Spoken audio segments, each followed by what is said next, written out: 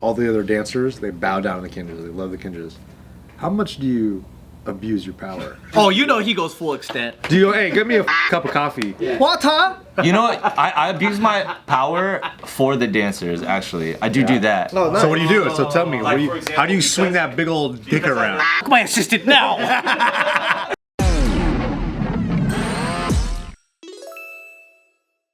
Welcome back. Welcome back to another episode of Careful Boys. Today, we're going to talk about Anthony because he just got done doing a really crazy ass gig that he's not been telling us about. Anthony, what was going on out there? Just opened up another car shop. Shut up. Yay! Tell us, is this Kia? You were choreographing for an artist in, is it Hong Kong. Hong Kong. And this guy's really famous. The footage looks huge. This guy is super These famous, concerts look massive. How does he feel about the whole takeover? Oh my god. Me and Mike were the guest choreographers for this dude. His name's Aaron Kwok. He is a legendary, like, what do they call it? Like the four Oh, he's like a Jay Chow?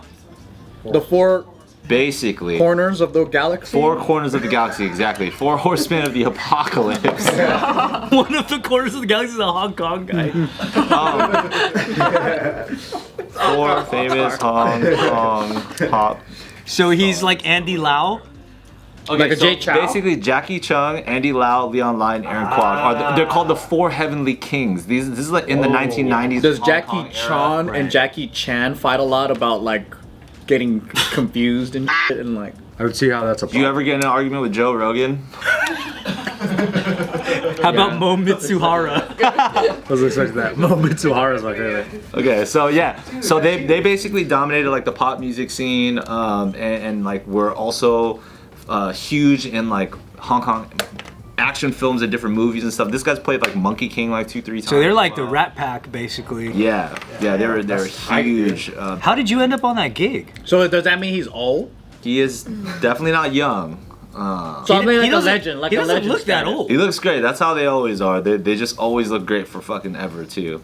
And their fan base, you could always tell by their fan base too. Their fan base is pretty like, it's different when you're, you know, one of my last tours I was doing was obviously for a much younger pop star. So like all the fans are like, you know, from your teeny bopper type girls to like your maybe at the oldest like early 30s. Whereas here maybe like at the youngest like early 30s to like. Oh. So you're like women. Yeah. It's like, damn. Wow. You're like, you got some hot ass fans. But here's the thing. This is also the first time that I've ever choreographed for somebody that like. Why this was extra special to me was when I first went back to work on his new music video with Mike a couple years ago that got postponed to the actual shooting until earlier this year. I remember being like, I feel like I know this guy, but you know, it's like I know that this guy's one of the Four Heavenly Kings, so I know that he's like really popular from that era. He's literally a legend from that era. But you don't call him Aaron Kwok in Cantonese. You don't call him that in like, you know, it's either like Kwok Fu Ching or something like that in Cantonese. So like you just don't know these things until earlier this year. We're doing research and watching like old clips and looking up old videos to like understand where the concert and the tours have been, because he's a very, very eccentric kind of personality in his concerts, where it's like really crazy costumes. His art director and costume designer is the art director for Wong Kar-wai films, so it's like very crazy and legendary shit all the time. Were you guys like kung fu style being on like cables, swinging around like a cirque show? No. Oh. But his set design and production is fucking crazy. But point being, I remember we're doing research and then this song comes on. Me and Mike are watching this video to this song and I'm sitting there and I'm like, why the fuck do I know this song, right? And then I'm like listening to it more and I'm like, holy shit, I know this song. This is on like one of those like, now this is what I call pop music type of Hong Kong legendary things, like Hong Kong greatest hits, that my parents would pop that CD in the van when I was a kid, and it was my favorite song on the track. But it was in Cantonese and written like that, so I never knew what to call it or like the lyrics or anything like that. I just knew you heard it. like, you know, if my parents didn't let me listen to any other music, I'd be like, I like this song. Track number 7. Parents It about was it? track number 4. Did you tell them that, hey, I'm working with one of your So that's the crazy thing. It's when this was the first time I worked with an artist where when I told my parents, they knew who it was. Or when I told Oh, they must have been stoked, man. Were they like, Yeah. finally Anthony made it? It's took you long enough. Yo, for real. that for sure is as crazy as it sounds. Like that is a huge deal. You know what I mean? Like when you're, That's tight. Yeah. my mom was like, "Oh, he's in a lot of movies too, right?" And I'm like, "Yes." She was This is blushing. fucking crazy. You can connect with her on that. My Yeah. one of my younger aunties was like, "Hey, can you go get a picture for me?" you get a lock of like, his hair? dude, that's tight. That's tight. Like that, you know, the people that, and ironically too, it's like these are people in your family, especially as like a Asian American out here. Like, you are seeking a lot of validation from like your traditional, you know, normie cousins that like have their regular, like, I went to this Ivy League school to become this doctor or engineer or whatever, and then you're the kind of, you know, black sheep of the family because I was sagging my pants and spiking my hair and trying to go into like hip hop dance, you know, while other people were like going to grad school. You're busy appropriating. I was busy appropriating, you know, trying to steal from the cultures. You did it.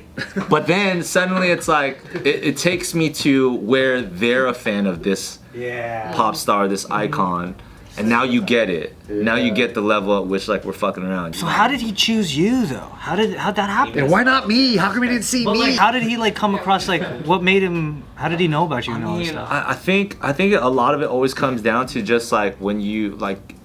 I think we're very fortunate that Kinjaz is on such a global stage, and especially in the Asian kind of circulation. Yeah. Like, one of my things that like out here in America, a lot of people won't know unless you're like deep into Asian music and stuff like that. I'm proud to acknowledge that I've been able to choreograph for and work with basically every major pop star in China of this era. That's fucking sick. Like, It's like- every main one. It's like kind of like chow mein wireless. You know, they connect us noodle strings and then just be like, "You ever heard about a kincha?" He goes, "What do you mean kincha?" He goes, "I got them on my music video." Like, I want him on my music video. And then like it just connects from all the artists. Gotcha. Yeah, kind of. I see where you're going. At first, I was like, Chow mein wireless. Where's this motherfucker going? Yeah, it's like they go from one noodle to another noodle. You know, They crack it open. And then they go like, "Hey, you know this a kinja?" And he's like, yeah, I know about the king. Like, I know that's how I got a lot of gigs when I was in China too. Like, I know that a lot of my gigs came from the fact that I was like working on TV shows out there. And when I was like on those reality competition TV shows with like idol, like, you know, stars or whatever, we would always win. So like, that's the thing, you're gonna want to work with the winning choreographer. So that's like how my name would get passed around to different places. So it makes sense that Kinjaz as a crew or myself would like be blessed and fortunate with these opportunities.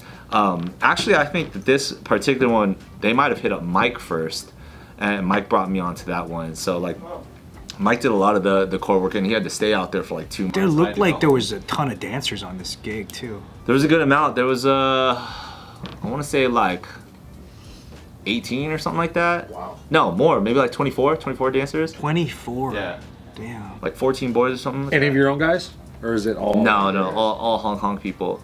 But the crazy thing is Hong Kong is so small in a sense that like these people are like seasoned. They've either worked with Aaron for like multiple shows like over the years. Some of like one of his dancers, she's like 42. She had her birthday on the gig. Damn, that's old. Yeah. Surprised she didn't break her hip up there, dude. That's like my age. Moves really, really well, and it still like looks you know, young enough for sure. I thought I was older than her. She stays healthy. But she's danced on many of his tours, knows all of his stuff, and has been dancing for him for over 20 years. 20 years? Yeah. 20 years. How's her knees? Yeah. Good, dude. She's fit. She's fucking chiseled. Like, it's. Dude, China be on that super soldier vibes though. All of them. They got the serum down, boy. The kids, That's true though. the kids. Now You they're know, winning and- gold medals too. Dude, they work hard. It's like the government supports them. You know what I mean? It's Well, we are talking about Hong Kong, so it just depends on who we're talking to. He's like, they're all Czechs. That's in Subin's mind. Taipei. you got me, Joe. You got me, man. I'm not. I don't know the difference. You know how there's a slight difference in North and South Korea? Kind of like that. No, I'm just like, Slight I know that. Slight, ever so slightly. But yeah, just in general, I was saying like everybody there is pretty fucking. You know what I mean? Yeah, Whoa. they work so hard. Yeah, whoa. I know. Even the guys, dude. Yeah, it's awesome. You know what I mean? Chinese. I'm just trying to say, You're like, campaigning, dude. what if America had that kind of support in general? We'd have to get a lot less diverse, first of all. I know. That's where we fail. That's where we start. That's where we fail. We're too diverse. This episode is brought to you by DraftKings. NFL Week 1 is here, and a new season means new ways to get in on the action at DraftKings Sportsbook, an official sports betting partner of the NFL. Have you seen how much money we've been making at JKNews with the Careful Boys Gambling Club? Oh, maybe that should be a t-shirt. But we've been crushing it with MMA, but we'll literally bet on anything. The next time a car is gonna crash, the next time a lady's gonna fall down the stairs, betting makes every single game so much more fun and is so dope that the NFL season is now here. So ready to place your first bet? Try betting on something simple like picking a player to score a touchdown. Doesn't have to be as crazy as someone falling down the stairs. Ready to do a touchdown dance of your own? Score big with DraftKings Sportsbook, the best place to bet touchdowns. Download the DraftKings Sportsbook app and use code OFFTHERECORD. That's code OFFTHERECORD for new customers to get $250 in bonus bets when you bet just $5 and get 1 month of NFL Plus Premium on us. Only on DraftKings. The crown is yours. Gambling problem? Call 1-800-GAMBLER. In New York, call 877-8-HOPE-NY or text HOPE-NY 467-369. In Connecticut, help is available for problem gambling. Call 888-789-7777 or visit ccpg.org. Please play responsibly. On behalf of Boot Hill Casino and Resort, Kansas. 21 plus age and eligibility varies by jurisdiction. Void in New Hampshire, Oregon, and Ontario. Bonus bets expire 168 hours after issuance. For additional terms and responsible gaming resources, see dkng.co/ftball. NFL Plus Premium offer available only to new and former NFL Plus subscribers. Additional NFL Plus Premium terms at nfl.com/terms. Thank you, DraftKings. Dancers are amazing. Okay, I'm gonna keep it real on this too. What I do love about working in Hong Kong, even over China specifically, is that for whatever reason, everybody in Hong Kong speaks English too. Is that pretty convenient for So you? like, yeah, when you're talking Yeah. like in the rehearsal room, if I'm in China, The translator. And Yeah. They're a British colony, that's why. exactly. I like the way they speak English over there too. the idea, Quite posh. the idea that it's like, it is actually. You're very right. And they use the word quite a lot. Yeah, they Instead of like very. instead of glasses, they call them specs. I'm like, what the fuck are you talking about? I already want to. But yeah, just clean hit on the dot. It's like the idea that you have to have a translator or like a medium to reinterpret like what you're saying about like an artistic craft makes it so much more difficult to like get the job done. Or like if you happen to be in flow with an idea and you want to change something as it moves, but then every single time it has to get like. Or it could be like lost in translation. Like maybe your idea is so very specific, and Yeah. the translation doesn't quite say the same thing. I just imagine Anthony going, move like the ocean. And then someone goes, he said do it wet. Do more wet. They just say Do more wet. Do more wet. Do more wet. Yeah, like that. Lost in translation. Feel the vibe. Just fucking do it. know why, but he tell me to take a shower. He said I stinky. Just do it. He told me to take a shower today. Just do it.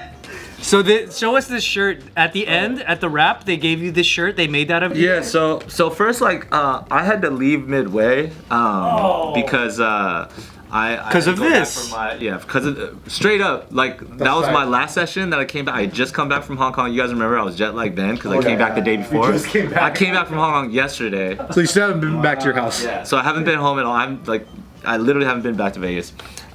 Wait, you flew from Hong Kong to LAX? Yeah, and then I went straight into prepping my articles to come here. Let's go, dude. You're gonna be Nap Lee. I thought I flew. Yeah, Bart. Where the fuck are you at, Bart? I think you beat me in how many miles you fly to get to JK. Holy shit, bro! You get the title, I think. That's dedication. You're winning. Yeah, I counted how many times I flew in the past couple of years. It's like over 200. So like it was like 7 months of worth of flying every day. That's crazy. Dude, Steve's got to fly from Russia. But I feel like I think you got me beat. I fly a lot, that's for sure.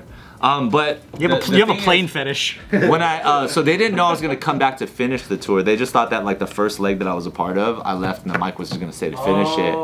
And then we reworked the schedule now so I can come back. But that just meant that literally after JK I left and I come back before JK. Came in for 2 days and then left It's again. funny to be like I have to come back. I came back a day earlier. The original contract had us come back on the 16th, which is why Mike just came back in today.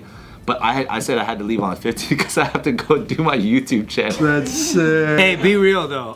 When you're in China or Hong Kong, when you're working with dancers, is the respect like kind of? They're not making eye contact with you? Yeah, do they treat you like less because you do? Because I know how people dealerships see or kinjas more? out there.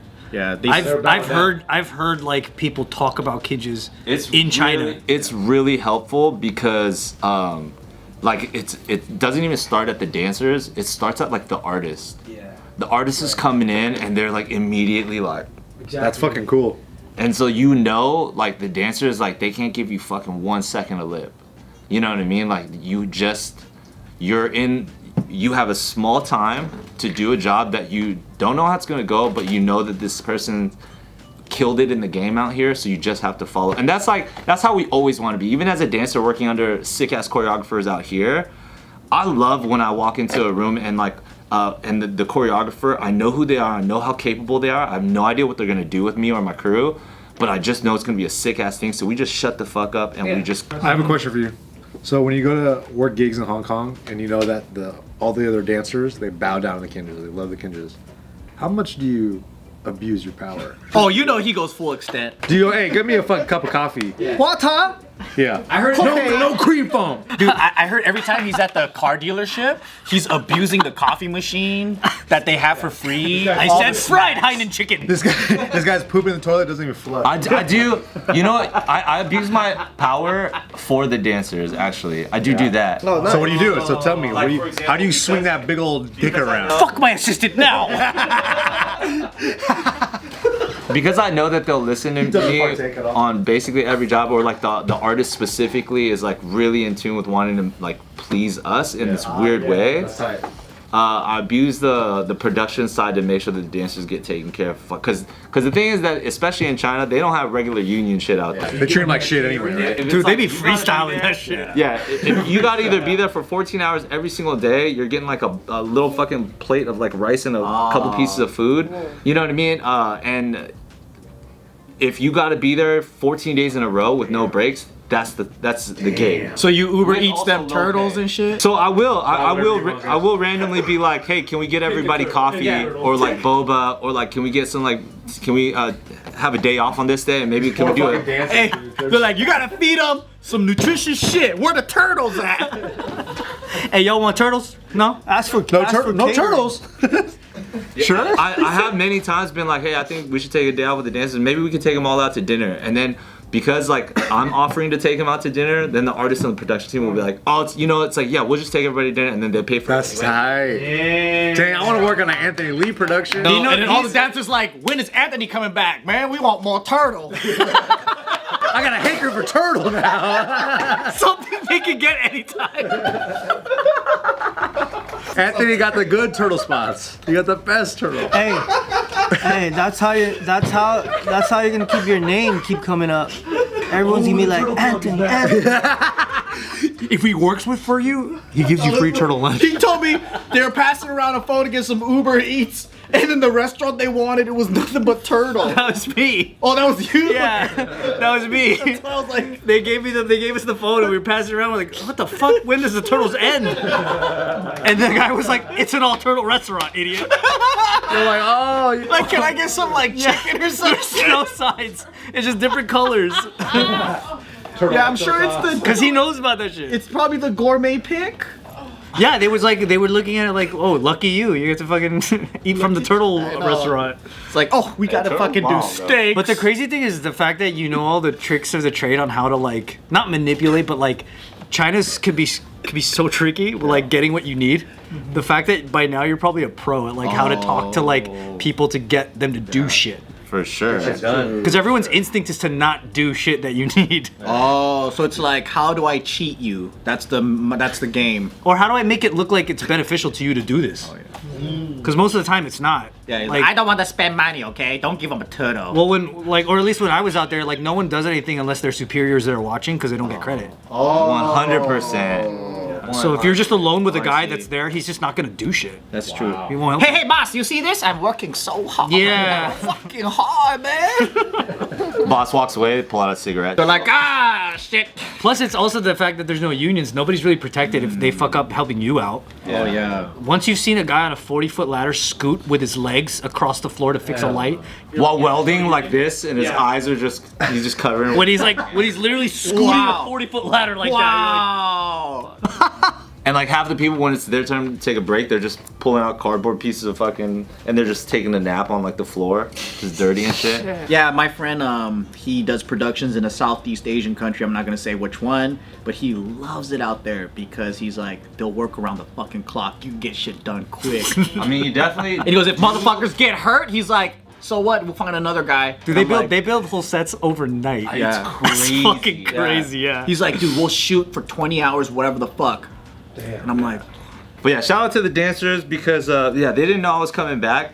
So Mike did this thing where when I did fly in, he told everybody to restage this formation at the ending that put him at a diagonal that kneeled down towards the door, right? And all of them were like, we have to make this change, what the heck? And then they all do it and he's like, hold it, and then the door opens and I run through and they're like, shut the fuck up. Right? So that was hilarious. And then so later on my last night there after the show, while me and Mike were like taking photos with Aaron and stuff like that, they bring us back in and then they're like, hey, we need to go to the rehearsal room. So we go to the rehearsal room, we open the door and they're in that formation again, but all of them are wearing t-shirts. That's so sweet. That's the, yeah, I saw that. And it was like, oh my God, it was just the most like, it's always bittersweet when you like, in a short period of time, you spend an enormous amount of time working with people, like through like suffering hours to make this amazing production come together.